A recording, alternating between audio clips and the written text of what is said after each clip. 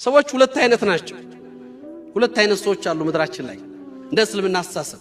አንደኛው የኢሽ ለሸረፍ ለሸረፍ የሚኖር ማህበረሰብ አለ፣ ትውልድ አለ። ለዕዝዛ ለክብር ለድል ለማንነት የሚኖር ለተፈጠረለት ዓላማ የሚኖር ያንን ለማሳካት ያንን ውጤት ለማምጣት ራሱን ጀምሮ ትውልዱን ሊያንጽ የሚችልበትን መሰረት የሚያስቀምጥ።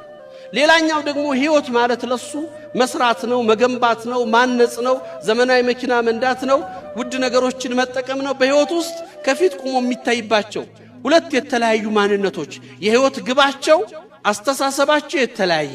ይሄኛው ክብር አለ፣ ይሄኛው ደግሞ ክብሩ ቁሳዊ ነገር ላይ የተመሰረተ።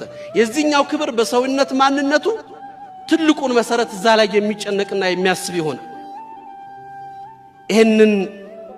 ይሄንን መሰረት ባለ ተደረገ መልኩ እኛ ከየትኞቹ ነን?